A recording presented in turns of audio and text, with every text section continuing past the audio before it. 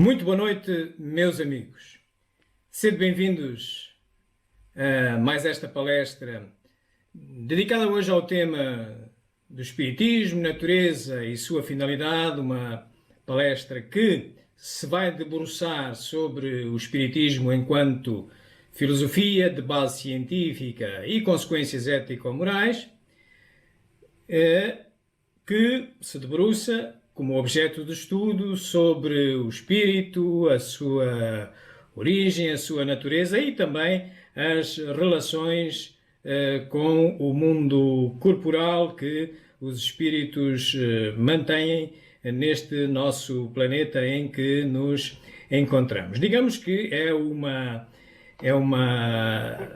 palestra introdutória que é sempre bom recordar para se destrinçar o que é espiritismo ou não. Estamos a fazê-lo desta forma, a solicitação de vários amigos por todo Portugal, que assim o solicitaram. E com estes meios tecnológicos que hoje temos à disposição, mais facilmente nos é possível satisfazer a este pedido. Esperemos que seja de vosso agrado.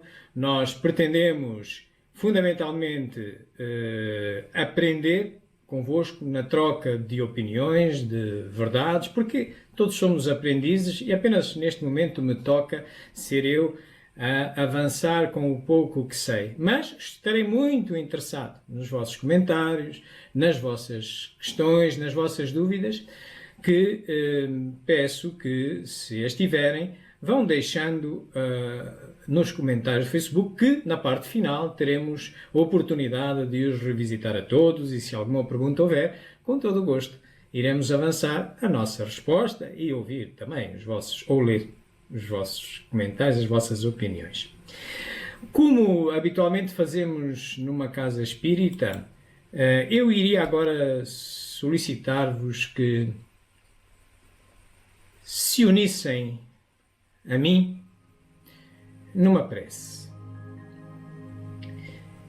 E nessa prece vamos louvar a Deus pela criação deste universo, desta sua obra maravilhosa, onde nós nos encontramos e onde vamos descobrindo a cada dia um detalhe novo, mas de uma forma interessante e pedagógica, mesmo nestes momentos em que todos sentimos algum desconforto, pelo menos por esta pandemia, que cai dentro da classificação de flagelos gerais a que se refere a lei moral de destruição do Livro dos Espíritos, mas diria eu que mesmo nestes momentos nós nos damos conta que eles são providenciais, visam a aceleração do progresso moral do homem e nós vamos apercebendo, o planeta reage às menores solicitações da poluição e a gente vai vendo alterar-se o clima nestes poucos dias, como vamos vendo as nossas ciências a avançarem mais na busca de medicamentos e de vacinas. Enfim, o mundo sairá melhor. Louvado seja, Senhor, pela tua obra. Mas agradecemos ao Senhor por nos dar a oportunidade de, nesta encarnação, podermos cruzar com esta doutrina, com esta filosofia maravilhosa, lógica, profundamente lógica. Não é a única, necessariamente, nem é nenhum dogma, é mesmo uma filosofia e uma ciência, mas que nos permite termos uma visão diferente da vida, uma visão diferente destes momentos de desconforto, uma visão de esperança, uma certeza de que tudo passa e um futuro melhor nos espera. Mas, Senhor, porque somos imperfeitos e quando nas provações nos sentimos tristes, nos sentimos abatidos, muitas vezes temos a tendência de nos deixarmos ir abaixo, nos deprimir, termos pensamentos que não devemos e muitos de nós, infelizmente, incorrerem em crimes contra si próprios, em crimes contra a vida, e que, porque, enfim, não acabam de perceber como é a tua obra. Nesses momentos, Senhor, envia-nos boas sugestões, através dos nossos mentores espirituais, através da boa espiritualidade que dirige todo o mundo, independentemente das crenças, das filosofias ou das correntes filosóficas que sigam. Bem-haja, Senhor.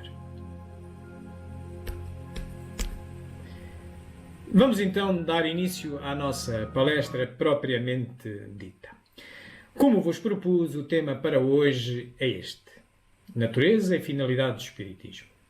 Este ecrã quero sublinhar nos pontos que aqui se encontram, para além do codificador, essa imagem que temos aí à esquerda, de Allan Kardec, que foi o codificador desta doutrina espírita.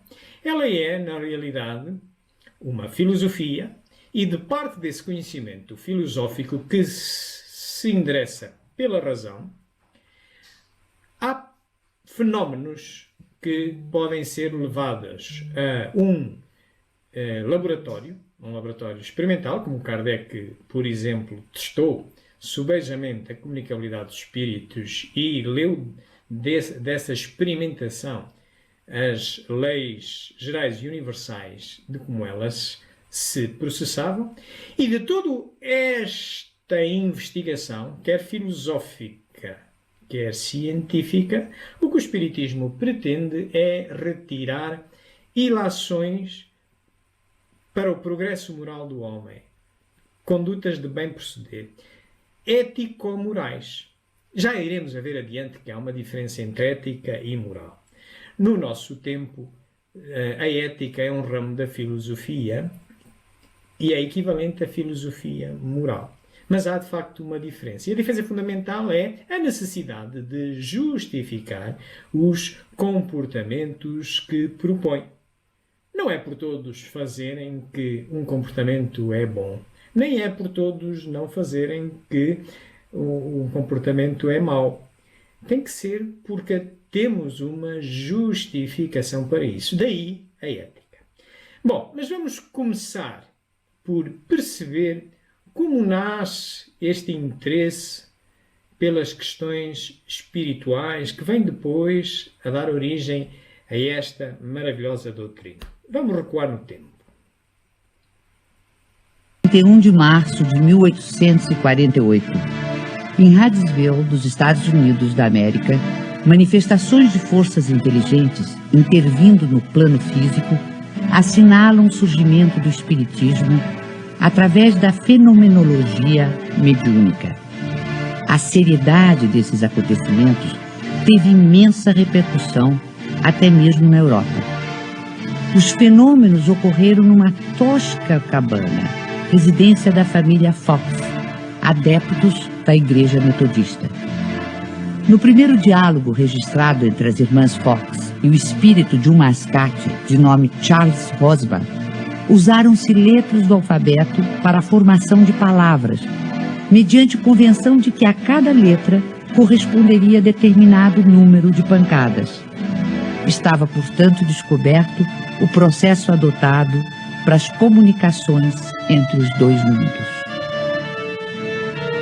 Pode-se dizer que o fenômeno das mesas girantes, que se seguiu aos acontecimentos de Hydesville, preparou o advento do espiritismo, despertando o interesse dos homens de ciência, dentre eles o professor Ribard ou Allan Kardec.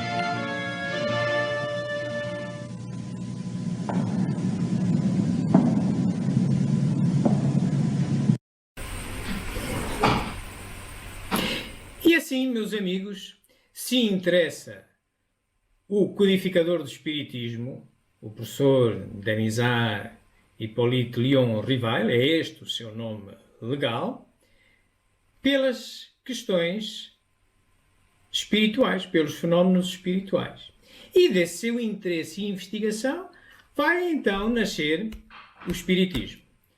O Espiritismo, a melhor definição que nós temos, ou as melhores definições que nós temos, são as dadas pelo próprio Kardec. Reparem, nesta obra, que é o Espiritismo, uma obra lançada em 1859, já depois de ele ter lançado o livro dos Espíritos em 57 e começar com a Revista Espírita em 58, também ter lançado uma pequena brochura, que eram as instruções práticas para as manifestações espíritas em 58, ele sente a necessidade de, em 59, criar uma obra exatamente que respondesse a estas questões que hoje estamos a conversar aqui, sobre a natureza do Espiritismo. E podereis encontrar no preâmbulo desta obra, que é uma obra fundamental, e já veremos quais são as obras que Kardec considera fundamentais. Nesta obra fundamental do Espiritismo, encontrareis no preâmbulo duas definições. A primeira é esta, que aqui está, em que ele fala que o Espiritismo é ao mesmo tempo uma ciência de observação e uma doutrina filosófica tal, dupla valência. Pois ele explica que, como ciência, consiste nas relações, no estudo das relações que se estabelecem entre nós e os espíritos. E como filosofia, portanto, justificação das crenças que se têm por verdadeiras, compreende todas as consequências morais que emanam dessas mesmas relações. Consequências morais, entendido, portanto, orientações de bem proceder. No seu tempo, ainda a filosofia não estava separada em tanto ramos quanto hoje. Daí ele não falar na altura de ética. Mas hoje, no nosso tempo, já a filosofia moral se tornou um ramo independente da filosofia e chama-se ética, a filosofia moral. Por isso ele não pôs aqui consequências ético-morais, mas vamos a seguir, justificar-vos-ei porque assim deve ser. Uma outra definição que encontramos neste maravilhoso livro também, e ainda no prólogo, é exatamente esta que aqui está, já mais vocacionada para as questões científicas, e diz que, como ciência, trata da natureza, da origem e do destino dos espíritos, bem como das suas relações com o mundo corporal, entre eles e nós. Bom, compondo estas duas, nós poderíamos hoje redefini-la assim. Portanto, que é uma filosofia de base científica e consequências ético-morais, pela tal questão que eu vos digo que hoje a filosofia moral chama-se ética, que tem por objeto a investigação da natureza, da origem e destino dos espíritos, bem como das suas relações com o mundo corporal. É uma definição da minha responsabilidade, mas julgo que é lógico podermos, associando as duas anteriores e o desenvolvimento do conhecimento desde então até hoje, poderemos aceitá-la. Julgo eu, é uma proposta minha. Uma outra questão que muitas vezes se põe é se a palavra espiritismo foi ou não criada por Kardec. Bom, o espiritismo é uma filosofia e uma ciência, e como tal, nós temos que poder provar as nossas afirmações, no mínimo justificá-las. Então, se vocês forem a esta página, por exemplo, não é o Google não sabe tudo, mas esta página, Making of American Books, e fizerem uma busca da palavra Spiritism em inglês, em obras antes de 1855, e porque 1855, como vimos, Kardec só se começa a interessar por estas questões no final de 54 e 55, e o primeiro livro dele, o livro dos Espíritos, só vem em 57. Portanto, vamos andar para trás dele, quando ele ainda não se interessava por estas questões, e vamos à procura se este termo existia. E aqui têm os resultados. Fazei-lo vós também. E nos resultados vocês vão encontrar nada menos do que 12 referências à palavra espiritismo em 3 distintas ordens. Em 3 distintas obras, perdão. Logo a primeira, The Great Harmonia, de um investigador muito conhecido do espiritismo, Andrew Jackson Davis, que logo em 50 ele refere a palavra espiritismo, muito antes de Kardec se interessar por isto. Uma outra de Orestes Bronson, O Espírito Batedor, uma autobiografia de Orestes Bronson. Também lá encontramos, referida em 1854, a palavra espiritismo. Também encontramos, do Sr. Leonard Marsh, de Apocastasis, aqui encontramos 10 vezes referida a palavra espiritismo em 1854. Bom, então o termo já existia, certo? Não foi criado por Kardec. O que é que ele então fez? E não desmerece nada, mas a César o que é de César. Ele fez o que se denomina um neologismo. Pegou num termo que já existia, espiritismo, e que já era referido nessas obras que nós vimos, embora sem aquela conceituação que Kardec depois foi imprimido, adaptou-a para o francês, acrescentando-lhe, reparai, ele é muito sério, Kardec. Ele não foi pôr um E atrás, manteve tudo igual e acrescentou só um E final. Apropriou essa palavra para o francês a partir de 55. Portanto, o que ele fez foi um neologismo.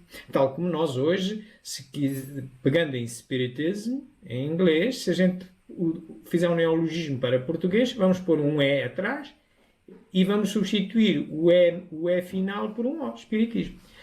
A César, o que é de César, não retira nada do mérito de Kardec, antes, pelo contrário, abona da sua seriedade. Portanto, às vezes há mitos que se dizem sobre o espiritismo que convém a gente esclarecer. Uma outra questão muito veiculada é se o espiritismo é ou não uma religião. Bom, o próprio Kardec endereçou essa questão pelo menos por 5 vezes ao longo da sua vida. Podemos encontrar, e aqui encontramos por cronologia, da mais antiga para a mais recente, e se forem às obras póstumas encontram a primeira mensagem que ele recebe sobre essas questões. Ainda ele não tinha escrito o Livro dos Espíritos. Depois, a segunda vez que ele endereça as questões, já o faz nesta obra, O que é o Espiritismo, está lá publicado. A terceira e a quarta são outras mensagens que ele vai recebendo e não as publicou. E a última, e que tem um discurso bem elaborado, é dele próprio, sobre esta questão precisamente, é na Revista Espírita, em 1868, num discurso que ele faz, e iremos ver o seu detalhe. Saiu em dezembro de 1868, o discurso foi feito por dia da comemoração dos mortos, em 1 de novembro desse ano. Vejamos então a primeira vez que Kardec se cruza com este assunto. Encontrais na obra Póstumas, que é um testamento doutrinário de Kardec, coisas que ele tinha, publicado 21 anos depois dele morrer, onde está esta mensagem deliciosa. O espírito não está identificado, foi obtido em 30 de abril de 56, em casa do Sr. Rostand, através da médium a senhorita Jafé. Um à parte, para os mais conhecedores de espiritismo, há quem diga, vale o que vale, não posso justificar, mas há quem diga que esta senhorita Jafé é uma encarnação prévia de Francisco Cândido Xavier. Bom, mas o importante é o conteúdo da mensagem.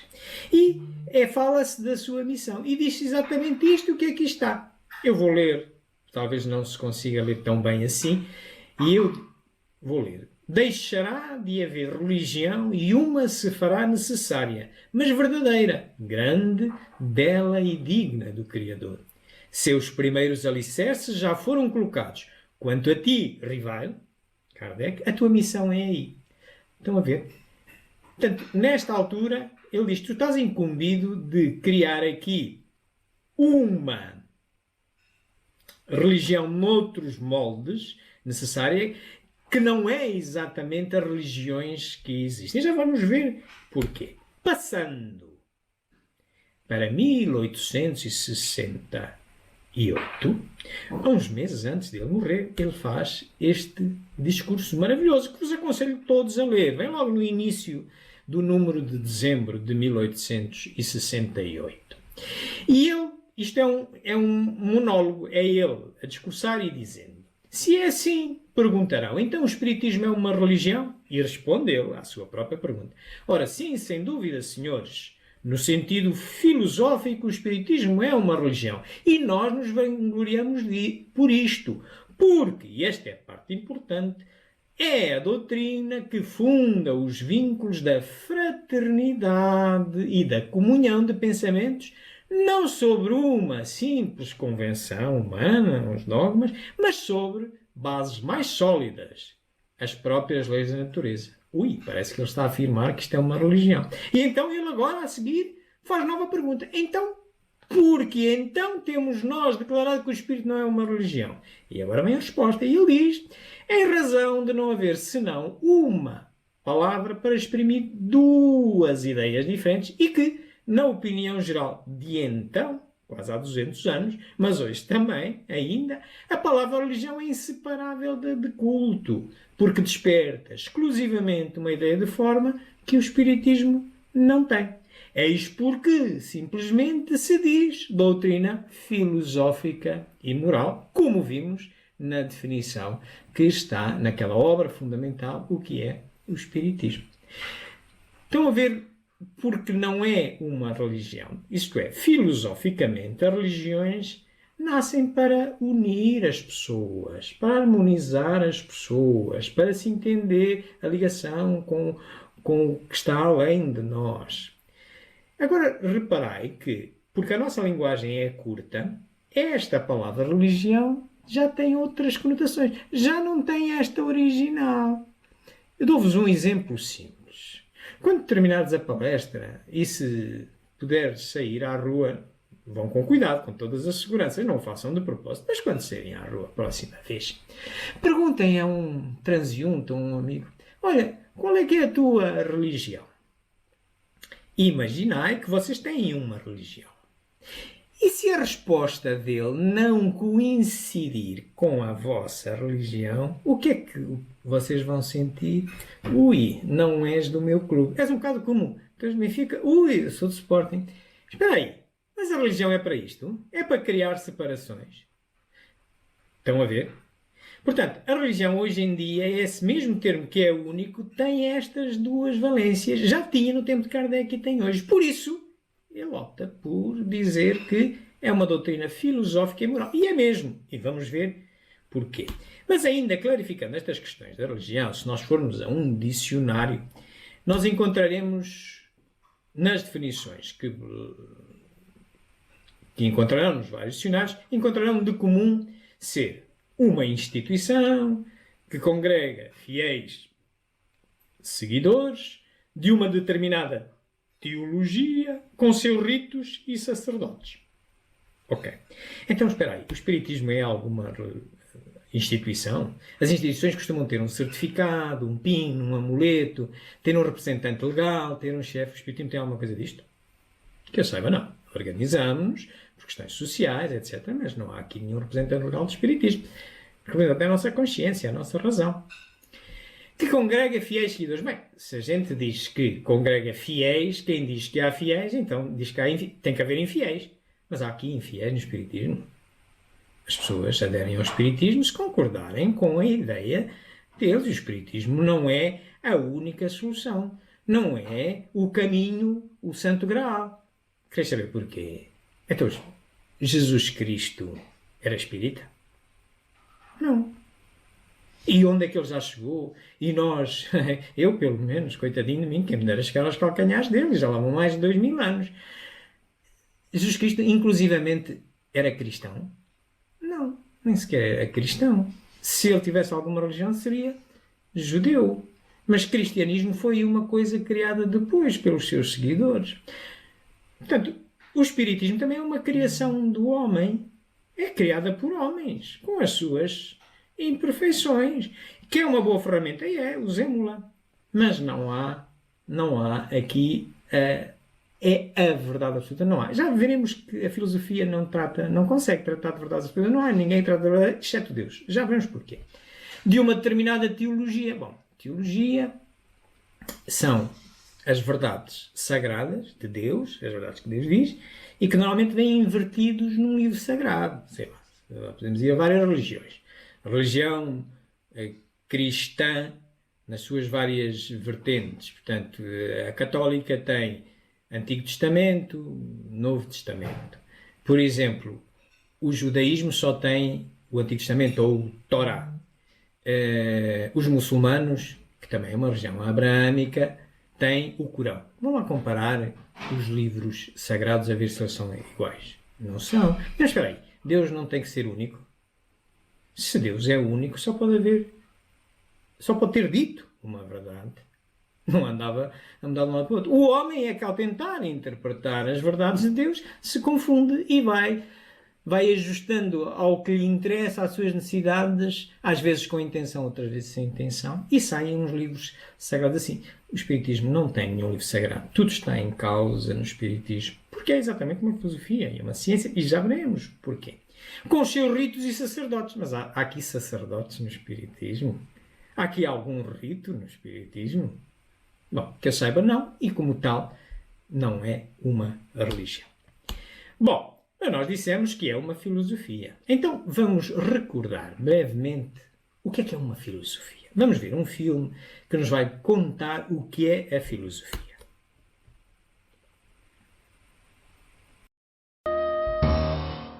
Nós compreendemos a filosofia contextualmente, conforme vamos discutindo filosofia e trabalhando com ela. Os problemas filosóficos nos vão nos auxiliar para compreender melhor que essa área.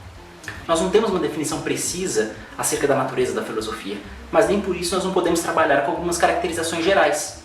O primeiro tópico, por exemplo, é a natureza dos problemas filosóficos. Os problemas filosóficos são problemas fundamentais acerca de diversos assuntos, como a própria realidade, existência, conhecimento, valores morais, estéticos, razão, mente, própria linguagem.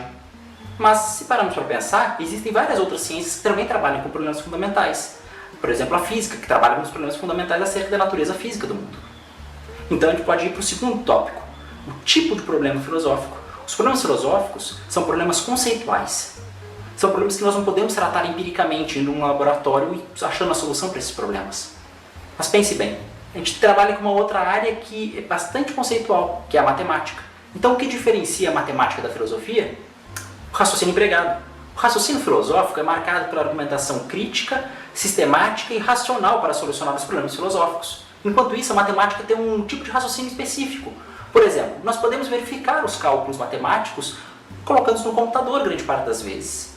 Mas nós não conseguimos uma solução para os problemas filosóficos colocando os problemas no computador. Esse tipo de solução não é encontrado via um mero raciocínio matemático. Com isso, nós vamos para o próximo tópico, que é a verificação. Nós não verificamos se uma resposta a um problema filosófico é verdadeira ou não, indo para um laboratório, fazendo isso sozinho, sentado numa poltrona, ou mesmo pedindo ajuda para um computador. Nós verificamos e analisamos as respostas filosóficas em debate, em conversa, em argumentação. Nós precisamos avaliar a argumentação a favor ou contra.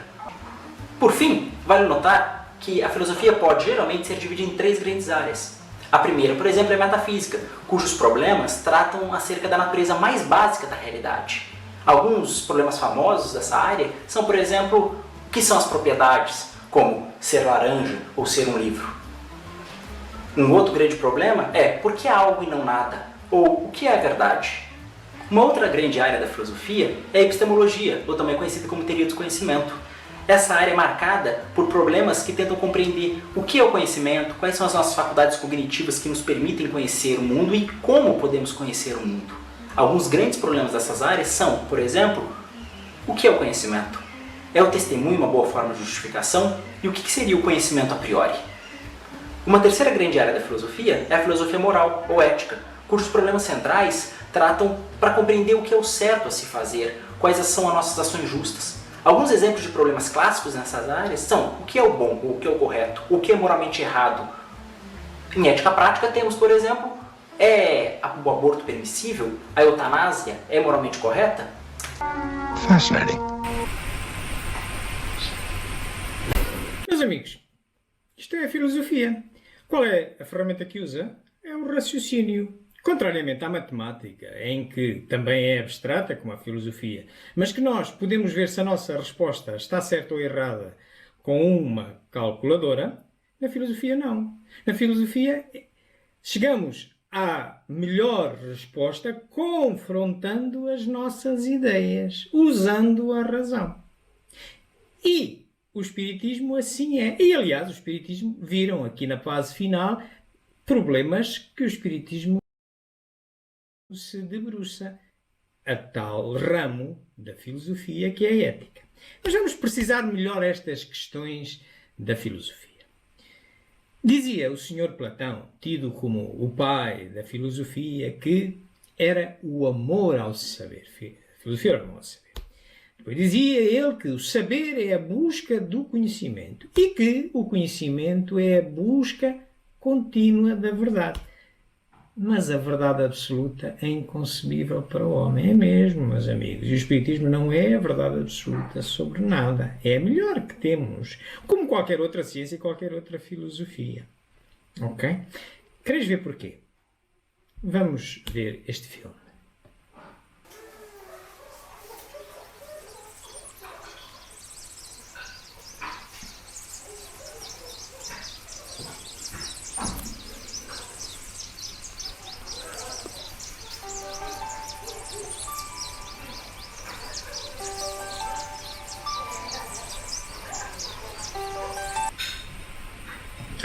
Isto é uma realidade observável no Museu de Norte da África.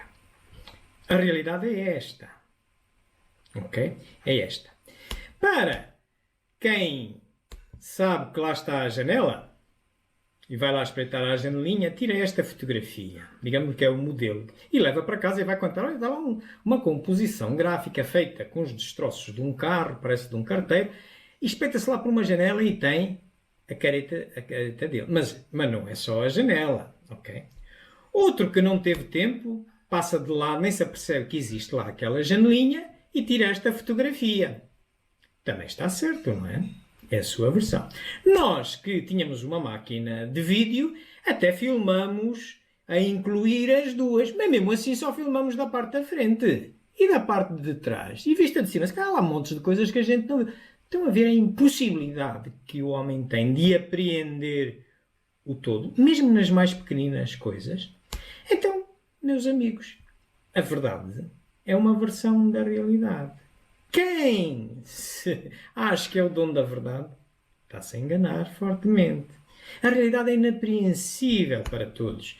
A realidade, ou a verdade absoluta, seria a perfeição. E essa o homem está muito longe de entender. Só Deus. Só Deus. Tem uma coisa que a gente pega num copo com água. Há de haver alguém que diga, este copo está meio cheio. Outro dirá, este copo está meio vazio. Outro ainda dirá, não, este copo tem 50% de água e 50% de ar. E os três estão certos, amigos.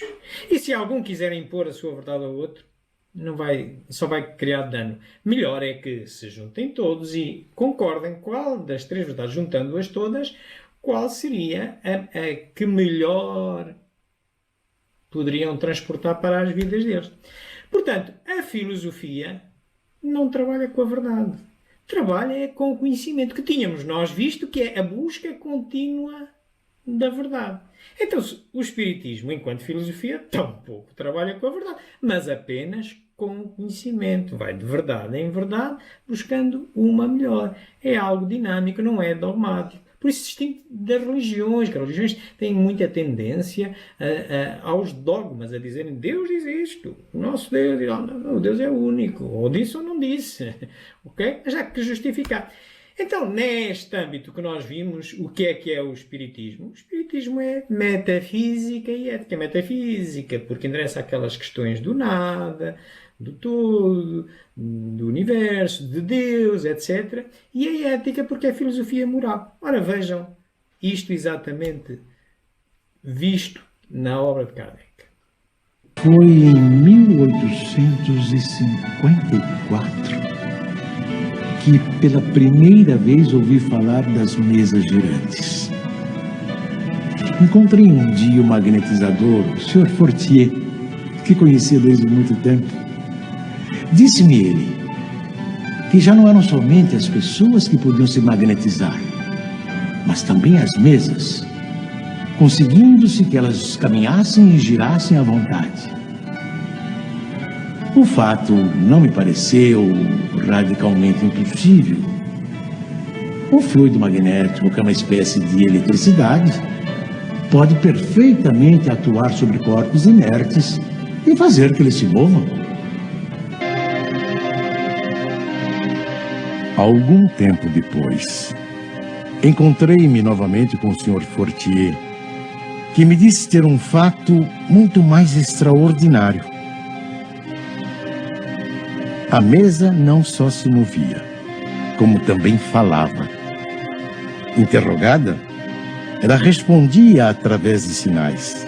Eu estava, pois, diante de um fato inexplicado, aparentemente contrário às leis da natureza e que a minha razão repelia.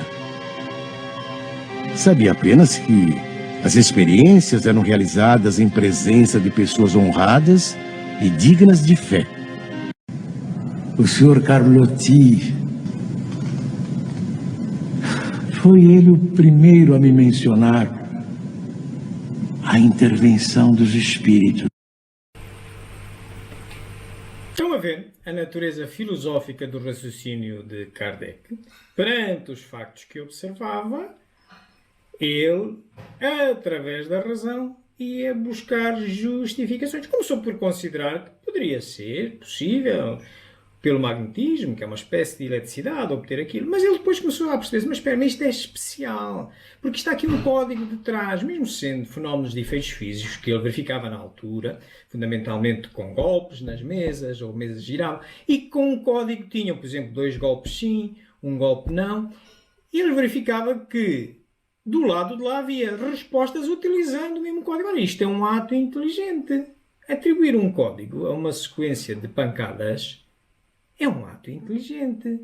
Então, a um ato inteligente corresponde uma causa inteligente. Se nós não a vemos, está no invisível, mas é inteligente. Então, são os espíritos. A hipótese dele era esta. Portanto, estão a ver a natureza filosófica do espiritismo. O espiritismo, naturalmente, estuda toda uma série de questões que nós chamamos de bases filosóficas do espiritismo, e que as podemos encontrar endereçadas logo neste primeiro livro, nesta primeira obra do Livro dos Espíritos, que está quase a fazer 163 anos. Se nós formos à Wikipédia, vamos encontrar lá 19. Mas, claro, nós já vimos que a verdade é só uma versão da realidade e nós não conseguimos abranger todas, portanto, nós normalmente o que fazemos é escolhemos do grande todo que nós conseguimos observar, escolhemos aquelas que são importantes para o objetivo do que vamos investigar e baseado no conhecimento que temos. E com essas duas premissas, costuma ser muito comum falar-se nas formações que fazemos nas casas espíritas destas 5 que aqui encontramos. A existência de um Deus único, a existência do espírito, se há espírito, há comunicabilidade dos espíritos, a reencarnação como uma forma de se manifestar a justiça divina e a pluralidade dos mundos, não estamos sós. Destas 5 bases, uma delas só tem natureza filosófica. Uma delas só lá podemos chegar pela razão, que é Deus. E porquê? Porque ciência, nós já vamos a ver, para se produzir ciência é preciso experimentar, testar, avaliar, comparar. Mas se Deus é único, primeiro onde é que ele está? Para a gente levar a um laboratório. E depois, sendo único, vamos compará-lo com o quê? Com o metro? Com o centímetro? Com o quilo? Isto é a mesma coisa como nós confundirmos um quadro com o seu pintor. Desde quando é que o quadro tem inteligência e capacidade para sujeitar o pintor à experimentação e escrever as leis que o regem? Quem somos nós, que somos filhos de Deus? Somos os quadros do pintor que é Deus, para explicarmos como é que ele funciona. Ele é que nos poderia levar a nós. Muito bem, e vamos ver isso porque, também aqui num pequeno filme, Deus só tem natureza filosófica e, em meu modesto entender, nunca terá natureza científica. As outras, sim, já hoje há algumas evidências. Vamos ver porquê. O Espiritismo tem na existência de Deus o seu princípio maior. Deus é eterno, imaterial, imutável, único, todo-poderoso, soberanamente justo e bom.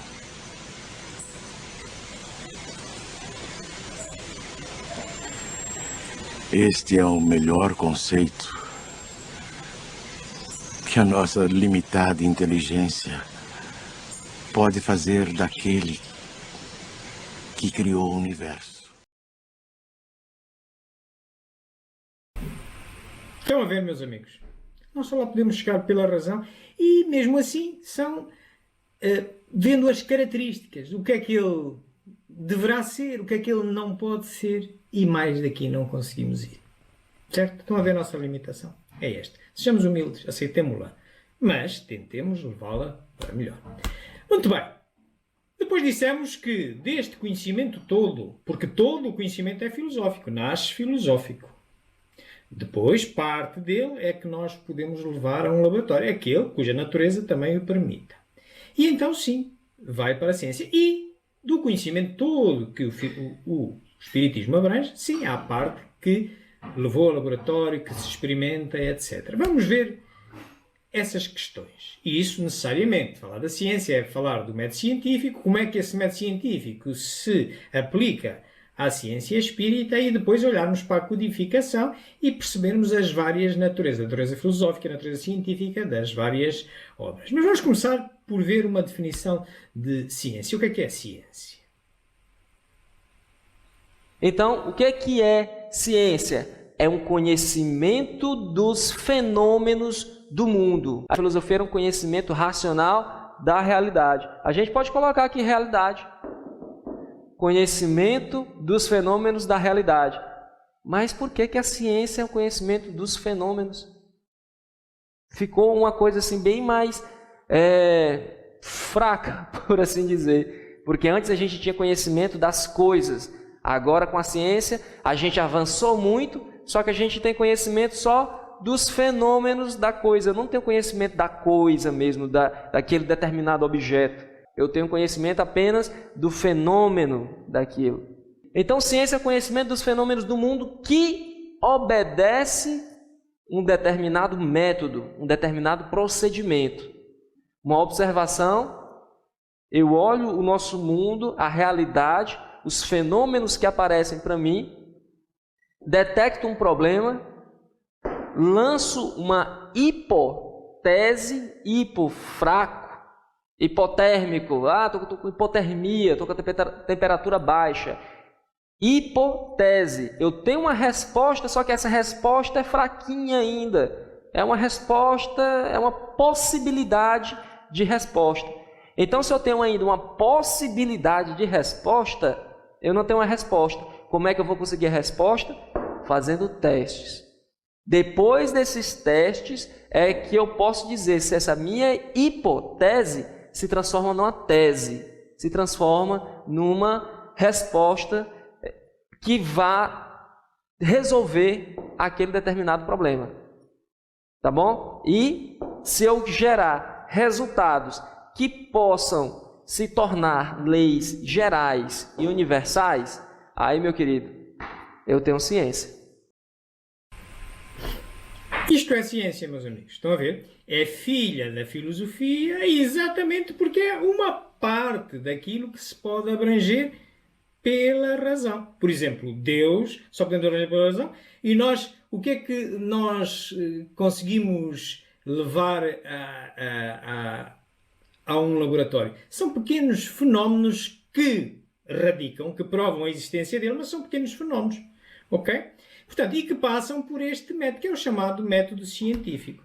Recordemos então esse método. Esse método tem estas fases que aqui estão, tal como nós vimos. Há umas observações de uns fenómenos, depois há umas perguntas para nós nos inteirarmos bem das características do fenómeno e começamos por levantar uma hipótese, tal como disse no vídeo, pequeno, uma primeira justificação, tese de justificação. Aqui nesta fase do método científico, estamos apenas a usar a filosofia. Portanto, estamos a pegar numa crença verdadeira que nós observamos, algo que está a acontecer, e estamos a justificar pelo uso da nossa razão. E levantamos várias hipóteses. Kardec também levanta bem, isto pode ser magnetismo, como podem ser os espíritos.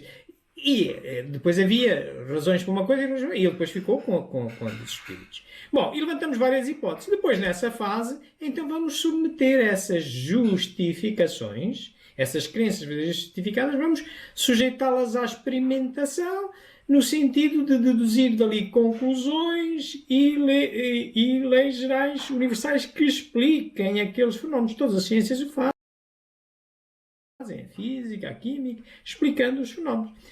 E claro, neste processo há hipóteses que são arrumadas, porque não justificam, há aquelas que com um pequeno arranjo podem ser modificadas e podem satisfazer às respostas de uma forma cabal, e pode haver uma que sobreviva, e essa passa a ser a tese. Ora bem, como é que a ciência espírita trabalha? Reparem, há uma ciência de observação também que, utilizando uma metáfora, nos faz perceber isto bem. A astronomia. A astronomia é uma ciência de observação e qual é a ferramenta laboratorial que usa? É a luneta, o telescópio.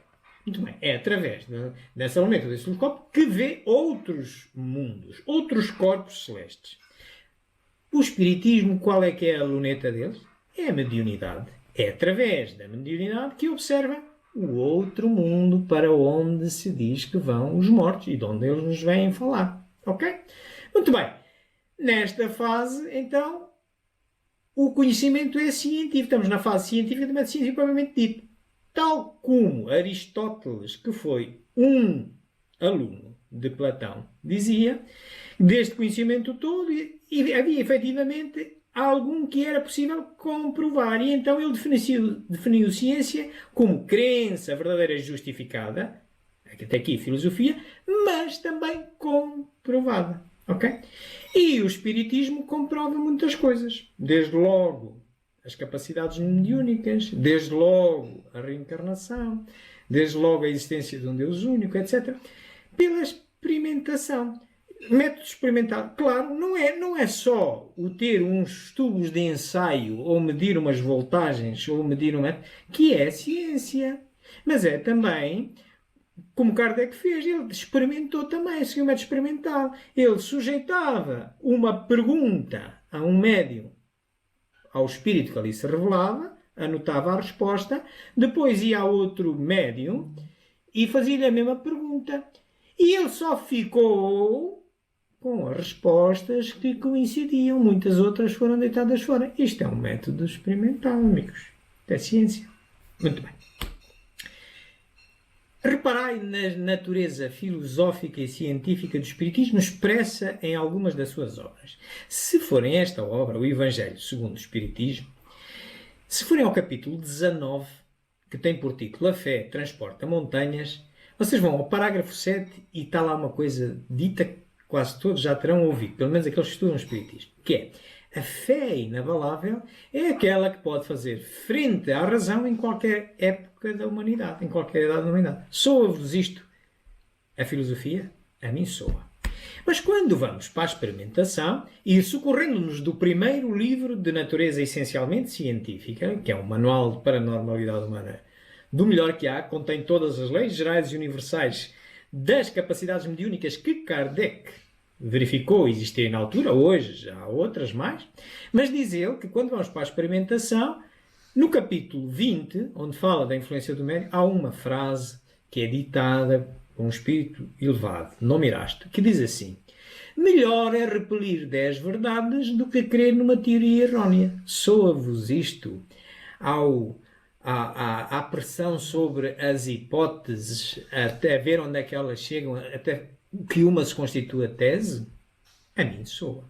Mas mesmo assim, porque estamos no domínio de uma ciência e de uma filosofia que não trabalha com a verdade absoluta, essa é impossível para nós, seres humanos, de lá chegar, o Espiritismo também está disponível para aceitar melhores verdades. E isso mesmo vem vertido nesta obra de Kardec. A Gênese, no capítulo 1, que fala exatamente sobre os caracteres da revelação espírita, se forem ao parágrafo 55, encontrarão o Espiritismo, como ciência, vai a par das outras. Se em algum momento uma verdade melhor se revelar pelas outras ciências, ou até pelo próprio Espiritismo, ele a aceita.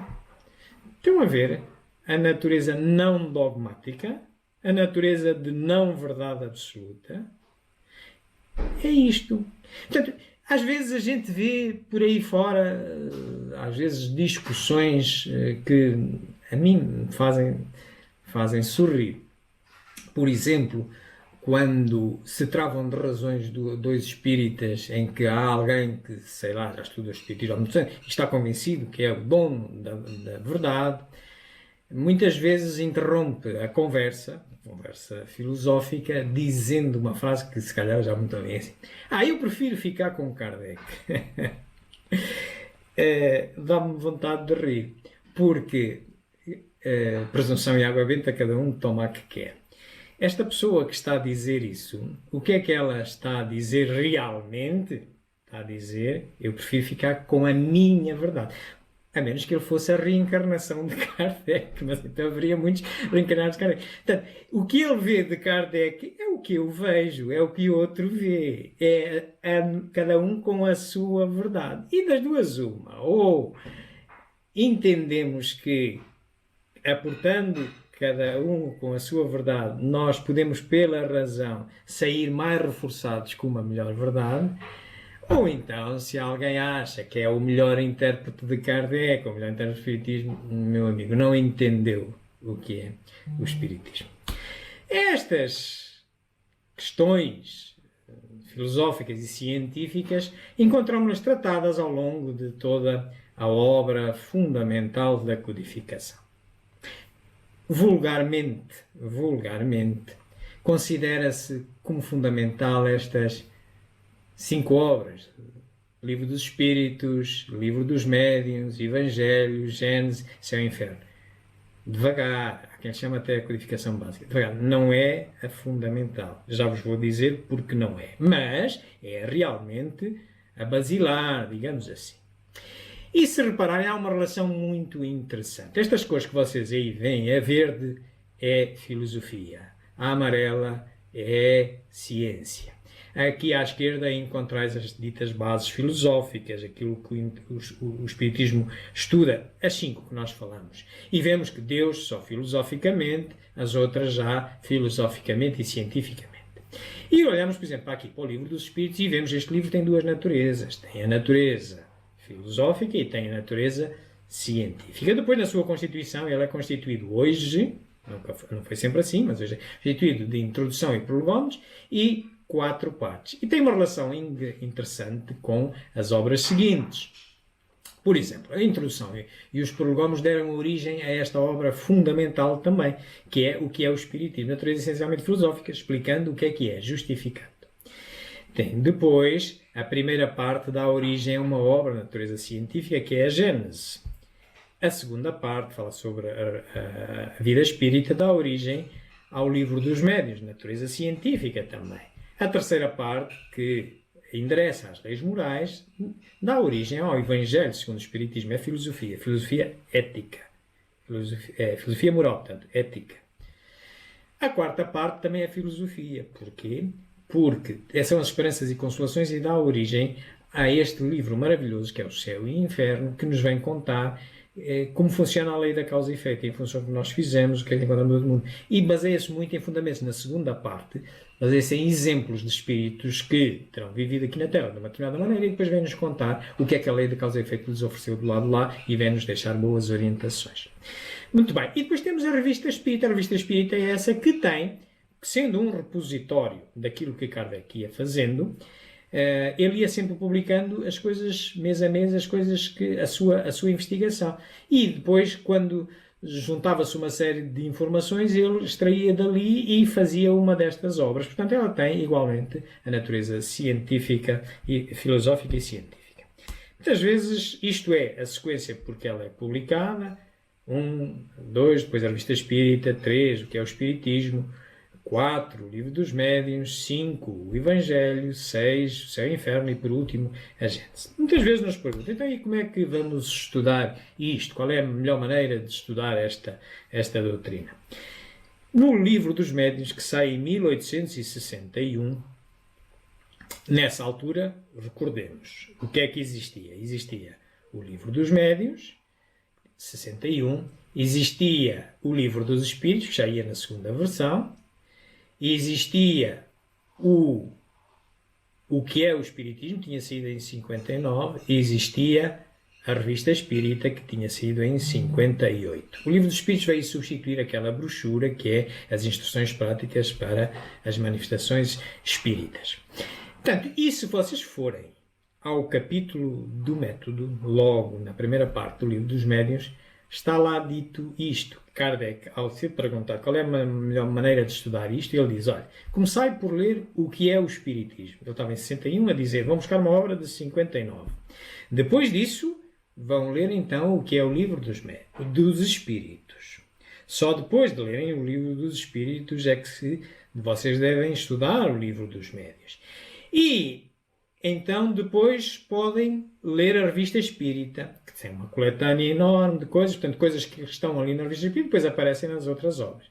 Ele adverte que a sua leitura será mais proveitosa e, sobretudo, mais inteligível se for feita depois do Livro dos Espíritos. Isto é, de alguma maneira, ele diz assim, comecei pelo que é o Espiritismo. E eu hoje diria, se ele em 61 diria que comecei pelo que é o Espiritismo, eu hoje sugiro-vos que comecei pelo resumo da Lei dos Fenómenos Espíritas.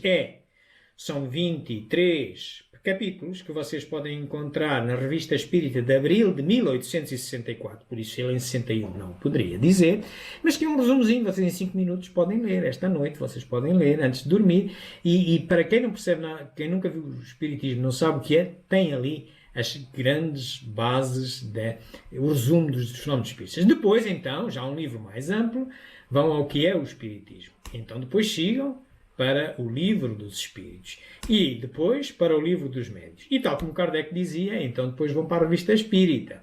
Claro, mas ele dizia, mas podeis começar depois do Livro dos Espíritos, podeis começar a Revista Espírita. O importante é que já, aliás, para ser útil, que já tenhais lido o Livro dos Espíritos.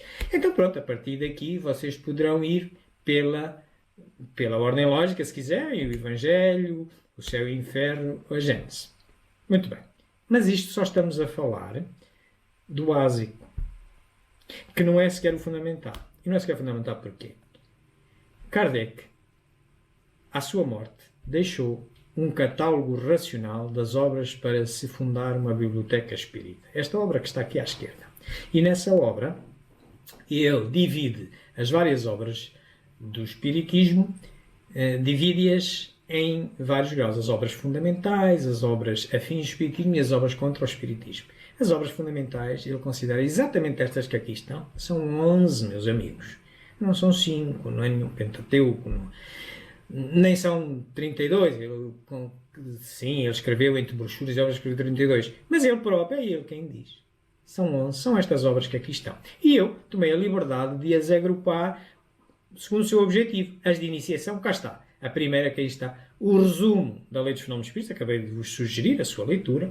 O Espiritismo, na sua mais simples expressão, uma obra de 1862, também um bocadinho maior que o resumo, mas mais pequena do que é o Espiritismo, e o que é o Espiritismo. Isto para começar. Depois a básica. Lá está o Livro dos Espíritos, o Livro dos Médiuns, o Evangelho segundo o Espiritismo, o Céu e o Inferno e a Gênese. E depois aquilo que eu chamo avançado, mas fundamental também. A Revista Espírita, a Viagem Espírita de 1862 e os caracteres da doutrina espírita, que vêm depois referidos até também na Gênese. Mas é uma obra independente e é Kardec quem diz. Portanto, meus amigos, se quereis considerar e sabeis onde está, é verificarem por vocês próprios para orientarem os vossos estudos. Dissemos que de todo o conhecimento, de toda a investigação filosófica e científica que o espírito faz sobre as suas bases filosóficas, o que é que ele pretende? Pretende é tirar ilações, pretende ter orientações morais de conduta de bem proceder, mas justificadas. Por isso, ético-morais. Então vamos recordar o que é isto da ética. Necessariamente tem a ver com o que é bem e o que é mal, perceber o que é bem e o que é mal, e com o que seja a interpretação da lei de Deus. Vamos olhar para o que é afinal, a ética.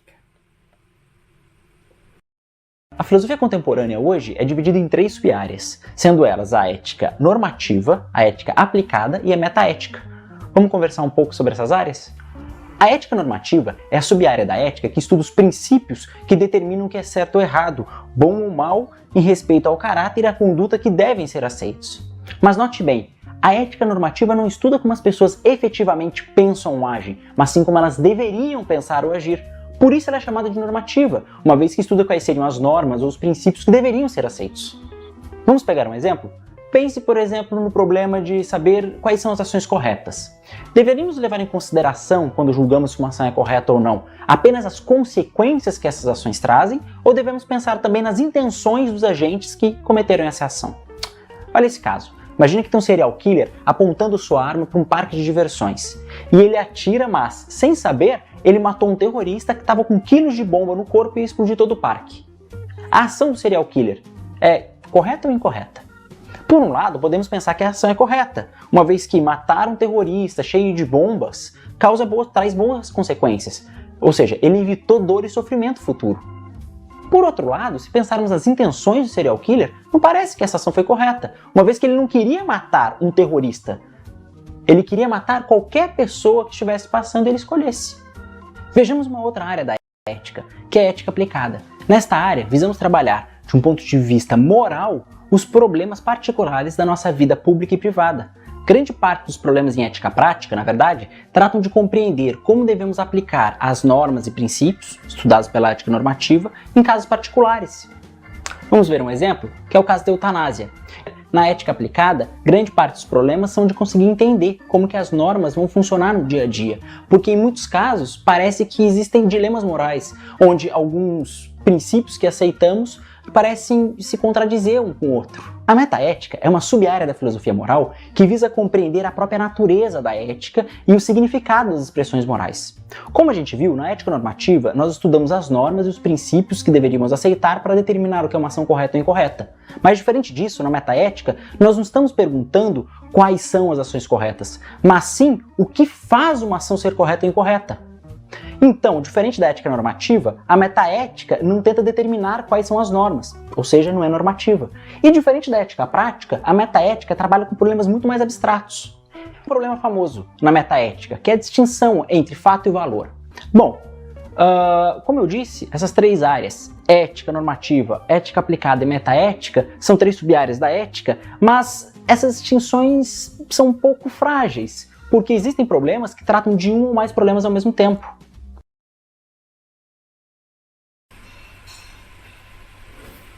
Vamos então ver que tipo de ética será, afinal, o Espiritismo ao ler as consequências ético-morais da sua investigação. Isso leva-nos a questões do bem. Que definição se pode dar da moral? A moral é a regra de bem proceder, isto é, de distinguir o bem do mal. Funda-se na observância da lei de Deus. O homem procede bem quando faz tudo pelo bem de todos, porque então cumpre a lei de Deus.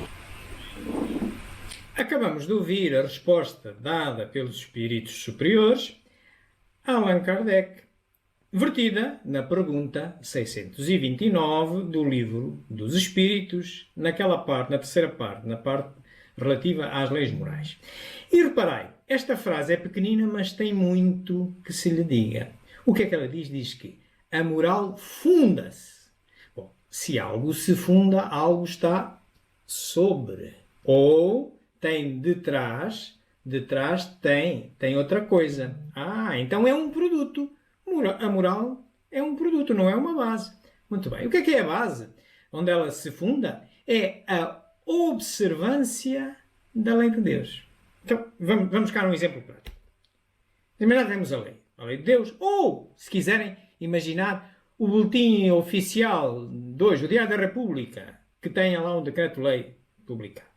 O que é que significa observar essa lei? Significa, através da razão, lê-la, interpretá-la. Não cabe aqui se é bem, se é mal. É a interpretação melhor que nós podemos fazer, que pode ter erros, mas nós não somos perfeitos, e deduzir daí umas indicaçõezinhas para bem proceder, que é a moral. Essas indicações, esse produto de um ato inteligente, que é a observância da lei, é que é a moral. E por isso, a moral pode equivocar-se. Está muito ligada com os costumes. Vou-vos demonstrar isso com um exemplo que também vem no Livro dos Espíritos. Pena de morte. Vamos olhar para aqui. Como se pode distinguir o bem do mal? O bem é tudo que é conforme a lei de Deus, e o mal é tudo que dela se afasta. Assim, fazer o bem é proceder de acordo com a lei de Deus. Fazer o mal é infringir essa lei. Muito bem. Isto é o que nos diz a pergunta 630. E agora, então faço a pergunta. Pena de morte é moral ou imoral? Mostro-vos este mapa mundi, em que os países a azul está abolida. Por exemplo, aqui em Portugal está abolida há 150 anos esta parte. Isto é, hoje é mal proceder, aqui em Portugal e nesses países a azul, é mal proceder que um juiz mande tirar a vida a um assassino que se provou matar outro em tribunal.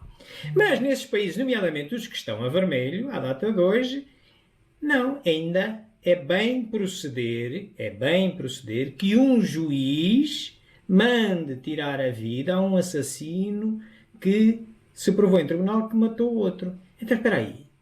E se o juiz fosse espírita? Por exemplo, ali nos Estados Unidos, no estado de Texas, onde é bem proceder a pena de morte, se viesse aqui para Portugal, lá ia achar que era bem proceder e aqui mal proceder? O espiritismo não se pode reger por isto. Estão a ver? Tem que ir mais atrás, tem que ir à observância da lei. Por isso, a esta pergunta, a resposta é sim e não. É moral e imoral, simultaneamente. Depende dos costumes sociais. Então, mas o espírito não se pode reger por isso. Tem que ir à observância. A observância necessita da inteligência. Vamos ver.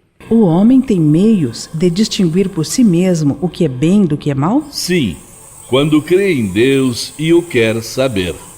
Deus lhe deu a inteligência para distinguir um do outro. Portanto, perguntando agora, então e a pena de morte é ética? Aqui não há dúvida nenhuma. É antiética em qualquer lugar. Tanto no lugar em que ela seja moral, como no lugar em que ela seja imoral. Mas agora tenho que justificar o que eu estou a dizer. E justifica-se. Tem aí, ofereço-vos esta justificação. Outras poderá haver. Que é um silogismo lógico utilizado pela razão. O homem é imperfeito, não é? Tanto o juiz, tanto é imperfeito em Portugal, como é nos Estados Unidos, como é no Afeganistão, em todo o lado. Então, se é imperfeito, pode errar. Então, se pode errar, não pode atribuir penas irreversíveis. Certo? E a gente sabe disso. A história conta-nos isto. Por exemplo, ali nos Estados Unidos, a gente verifica que alguns indivíduos condenados à morte, para o portador da morte, mais tarde chegou-se à conclusão que, afinal, eram inocentes. Se já tivessem sido mortos, como é que agora o juiz emendava a mão? Não podia. Mas, se o tiver mandado para a cadeia apenas, nem que seja prisão perpétua, uma prisão alongada, como é utilizado, por exemplo, aqui em Portugal, os 25 anos, bom, se tivesse enganado, ao menos pode recuperar, pode tirá-lo da cadeia, dar-lhe uma indemnização, reabilitá-lo. Por isso, a pena de morte é antiética em qualquer lado, mesmo onde ela é moral. Isso mesmo nos diz o Livro dos Espíritos, embora ainda Kardec, nessa altura, a filosofia não estivesse com estes ramos todos, ainda separada da ética, só falava em questões morais. Reparai o que é que diz o Livro dos Espíritos ao respeito da pena de morte. A pena de morte desaparecerá incontestavelmente e sua supressão assinalará um progresso da humanidade. Quando os homens estiverem mais esclarecidos, a pena de morte será completamente abolida da terra. Os homens não terão mais necessidade de ser julgados pelos homens. Estão a ver? Quando o homem estiver mais desenvolvido, pela razão, pelo progresso intelectual, que depois dá origem ao moral, a pena de morte vai compreender que a pena de morte não é necessária e não devem julgar. Portanto, o próprio Kardec, já nesse tempo, dava a resposta. Isto porquê? Porque o Espiritismo é uma filosofia. Portanto, e ao ser filosofia, pauta-se pelo ramo da filosofia moral, que hoje é designada por ética. Portanto, pelo conhecimento, o Espiritismo aponta justificadamente, tem que justificar as suas orientações. O comportamento correto, tal moral, que por sua vez vai impulsionar a alteração dos comportamentos morais nas sociedades. Isto é, quando eu justifico ao meu filho e lhe digo, faz assim, e lhe digo, porque as razões são esta e aquela, isto é diferente de eu dizer, faz assim porque eu é que mando e eu é que sei. Claro, ele na primeira oportunidade é capaz de não fazer, porque não compreendeu, não interiorizou. Portanto, nós temos, o espírita tem que justificar.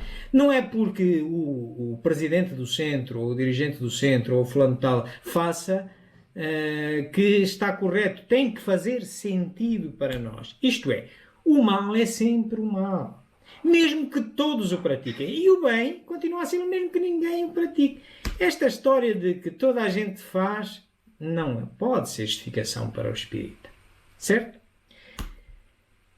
Que pensais da divisão da lei natural em 10 partes, compreendendo as leis de adoração, trabalho, reprodução, conservação, destruição, sociedade, progresso, igualdade, liberdade e, por fim, a de justiça, amor e caridade? Essa divisão da lei de Deus em 10 partes é a de Moisés e pode abranger todas as circunstâncias da vida, o que é essencial.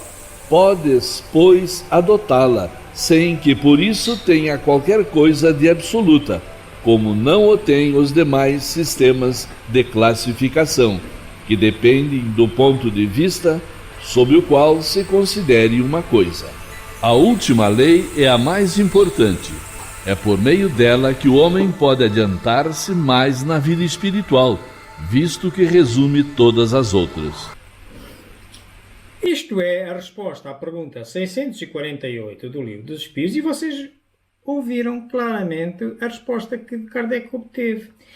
Tudo bem, vocês gostam dessa classificação? É útil. Mas é uma classificação que depende do ponto de vista segundo o qual vocês estão a perceber a lei de Deus. Mas a lei de Deus é uma coisa muito maior, muito mais complexa, abrange muitos mais universos do que só o nosso, e também ao longo do tempo, porque a lei, o que nós estamos a chamar a lei de Deus, não é dita por Deus, é a interpretação do que nós presumimos pelo nosso esforço intelectual e racional de que seja a lei de Deus e que podemos errar em alguma... Aliás, nós vemos a de Moisés, eram 10 mandamentos, e veio Cristo e reformulou-a, e o Espiritismo vem de alguma forma ajustar ou reinterpretar coisas que já Cristo dizia. Porquê? Porque é fruto da observância do homem. É um ato inteligente e que não é perfeito. Portanto, daí, meus amigos, o Espiritismo não é o Santo Graal, não é a verdade absoluta, e os intérpretes de Kardec, o reencarnar de Kardec, têm que dizer, por sua razão, o que é que acham que vem da lei de Kardec, tal como Kardec. E estamos todos aqui para progredir. Portanto, o Espiritismo posto nestes termos e dentro daquelas classificações que vimos, daquelas 3 classificações que vimos em que se divide hoje, subdivide hoje a ética, ele é normativo, porque oferece orientações aplicado à conduta moral. Meus amigos, era isto que eu tinha para vocês. Eu, para vos trazer esta palestra, consultei todas estas obras que aqui estão e que vos fui falando. As que estão aqui mais à direita são obras de filosofia. Também aqui vem o meu livro Pensamento Sistémico e Espiritismo, em que eu endereço exatamente estas questões da diferença entre realidade e verdade e dou exemplo aplicada ao Espiritismo. Aqui tem uma série de links onde eu fui buscar estes filmes, ou estes extratos de filmes que eu vos mostrei. Nesta minha obra, vocês poderão endereçar estas questões fundamentalmente, quer no capítulo 1º, que é a necessidade de pensar sistemicamente, quer no capítulo 6º, o sistema de defesa da vida. Aqueles que não tiverem acesso a uma obra física que há nos vários centros espíritas, podem também fazer-lhe a descarga dessa obra física diretamente de uma livraria digital, esta Buboc Portugal, pesquisarem pelo nome Pensamento Sistémico e Espiritismo de João Gonçalves e podem fazer o download e lê-la como um e-book num terminal eletrónico.